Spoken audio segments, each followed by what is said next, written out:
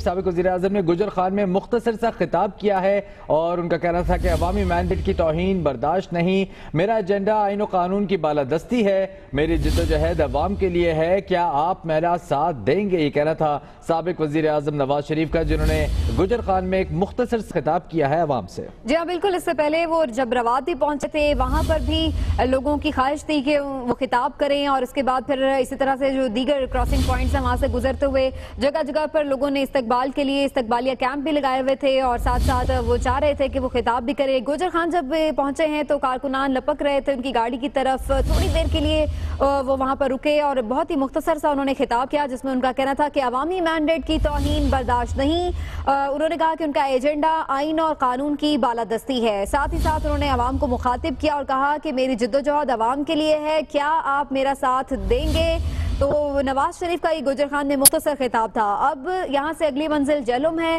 اور وہاں پر جیسا کہ ابھی ہم ڈسکس کر رہے تھے کہ باقاعدہ یوں دکھائی دے رہا ہے کہ جلسے کا اہتمام ہے، اور اسٹیج بھی وہاں پر نظر آ رہا ہے، بلٹ پروف ڈائس بھی لگا دیا گیا ہے، اور یہی کہا جا رہا ہے کہ شاید وہاں پر باقاعدہ طور پر وہ خطاب بھی کریں گے اور تھوڑا سا اسٹے بھی ہوگا جہلم میں، اور اس کے بعد پھر آگے بڑھا جا سکتا ہے، کیونکہ جس رفتار سے اب یہ قافلہ بڑھ رہا ہے اس سے یہ اندازہ لگانا مشکل نہیں کہ شاید آج گجرانوالہ پہنچنے کا ہر ممکن کوشش کی جائے گی، ہر ممکن ارادہ ہے کہ گجرانوالہ میں ہی آج رات گزاری جائے اور جہلم بھی کراس کر لیا جائے، جیسا کہ پلان کے مطابق بھی آج رات گجرانوالہ ہی پہنچنا تھا اور کل جہلم پہنچنا تھا، لیکن تھوڑی تاخیر ضرور ہوئی، لیکن اب جس طرح سے رفتار پکڑی ہے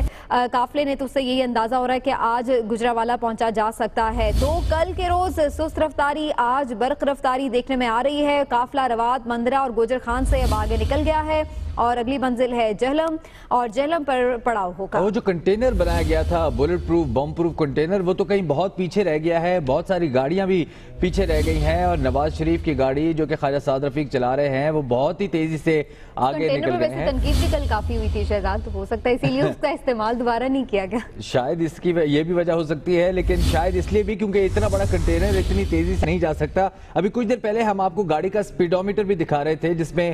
گاڑی کی سپیڈ بھی واضح طور پر دیکھی جا سکتی ہے، 100 کلومیٹر فی گھنٹے کی رفتار سے زیادہ ہے اس وقت رفتار اس گاڑی کی جو خواجہ سعد رفیق چلا رہے ہیں۔ ایک دفعہ پھر آپ کو وہ مناظر بھی دکھائیں گے جو کلوز اپ لیا کیمرے کا، یہ وہ مناظر ہے، آپ دیکھ سکتے ہیں کہ 100 سے تھوڑی سی اوپر ہے سپیڈ، اور جیسے حبیب اکرم صاحب سے کچھ دیر پہلے بات کر رہے تھے کہ شاید سپیڈ لمٹ 100 ہے جی ٹی روڈ پر۔ جی 100 ہے، اور میرا خیال ہے کہ ویور لیا ہوگا انہوں نے، یا پھر آپ یوں کہہ لیجئے کہ اتنی گاڑیاں یا پھر شاید آگے چلان بھی ہو سکتا ہے، یا آگے چلان بھی ہو سکتا ہے، لیکن چلان سابق وزیر اعظم کا کرنا بڑا مشکل کام ہے، کیونکہ یہ حکومت انہی کی ہے۔ وزیر اعظم کو اگر نااہل کیا جا سکتا ہے تو پھر سابق وزیر اعظم کا دیکھیے نااہل کرنا شاید آسان ہے، چالان کرنا مشکل ہے۔ تو اسی طرح آپ دیکھ سکتے ہیں کہ رواں دواں یہ قافلہ، اور جہلم میں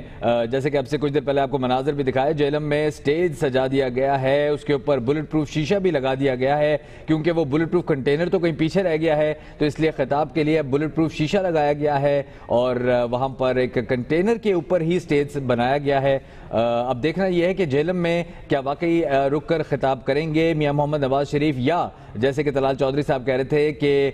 گجرانوالہ میں ہی پہنچ کر وہاں پر خطاب کرنے کی کوشش کریں گے۔ تو 2-3 مقامات ہیں جہاں پر اب بھی یہ قافلہ رک سکتا ہے، اور اب بھی نواز شریف 2-3 میں سے کسی بھی ایک مقام پر خطاب بھی کر سکتے ہیں۔ عمران خان صاحب نے بھی ٹویٹ کیا ہے اور انہوں نے کہا ہے کہ گیم تو اوور ہو چکی ہے، نواز شریف چاہے کچھ بھی کہہ لیں، کسی پر بھی الزام دے دیں، پچ کو خراب کہہ لیں، امپائر کو خراب کہہ لیں، یا موسم کو کہہ لیں کہ وہ سازگار نہیں تھا، لیکن بہرحال میچ وہ ہار چکے ہیں۔ تو یہ بہرحال ان کا ٹویٹ تھا جو کہ اس ساری ریلی پر سامنے آیا۔ یہ قافلہ بھی رواں دواں ہے، ہماری خصوصی ٹرانسمیشن بھی جاری ہے، حاضر ہوں گے ایک بریک کے بعد۔